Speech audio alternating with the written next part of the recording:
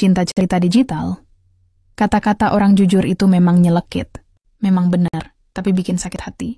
Itulah yang dirasakan LCJ terhadap ungkapan jujur Purbaya. Jangankan didukung, malah minta dipecat. Seperti racikan tulisan filsuf literasi Bang Rosadi Jamani ini, yang menguraikannya dengan lugas. Negeri ini memang ajaib, di saat rakyat sedang jatuh cinta pada Menteri Keuangan Purbaya Yudi Sadewa karena gaya blak-blakannya, tiba-tiba muncul segerombolan pasukan relawan yang menamakan diri Laskar Cinta Jokowi atau LCJ menuntut agar Purbaya dipecat.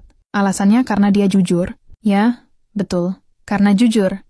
Di Republik ini, kejujuran tampaknya sudah masuk kategori pelanggaran berat, setara dengan makar dan salah kostum di acara kenegaraan. Semua bermula dari satu kalimat yang keluar dari mulut Purbaya dalam sebuah wawancara. Rakyat Indonesia lebih makmur di era Presiden SBY dibandingkan era Presiden Jokowi. Satu kalimat itu langsung mengguncang jagat politik seperti meteor jatuh di Senayan. LCJ loncat pagar dari grup WhatsApp ke jalan raya, membawa spanduk dan kemarahan.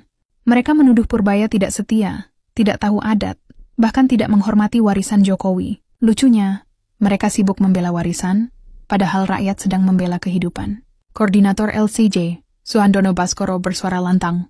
Pernyataan itu berpotensi memecah belah bangsa.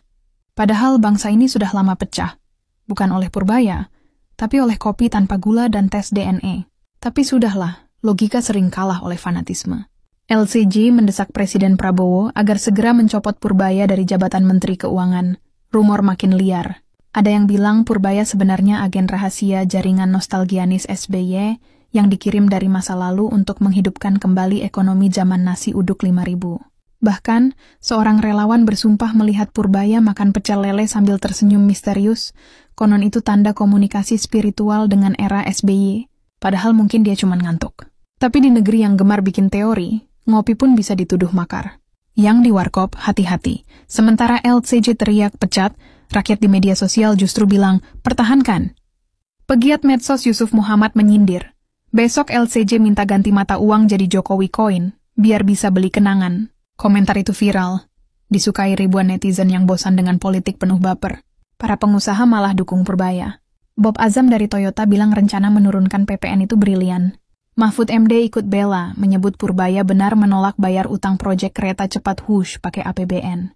Ketua Komisi 11 DPR Misbahun bahkan memberi nasihat bijak, Pak Purbaya hebat, cuma perlu sedikit taktis. Itu kode halus.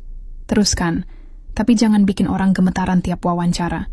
Di tengah semua kegilaan itu, rumah Purbaya sempat diteror. Katanya karena terlalu jujur. Di negeri yang salah bicara bisa membuatmu diintai, Purbaya tetap tenang. Ia hanya tunduk pada presiden, bukan pada geng nostalgia atau laskar pencinta baliho. Kebenaran kadang berdiri sendirian, tanpa tepuk tangan dan tanpa karangan bunga. Di tengah riuh rendah opini dan kepentingan, orang yang berani jujur justru bisa jadi terlihat aneh, bahkan dianggap musuh. Padahal, dialah yang sedang menjaga keseimbangan dunia, meski cuma dengan seutas logika dan sepotong nurani. Kadang yang paling dicintai rakyat justru paling dibenci oleh mereka yang takut kehilangan kendali atas panggung sandiwara kekuasaan. Namun sejatinya cinta pada negeri bukan tentang ikut arus, tapi berani melawan ketika arah kapal melenceng.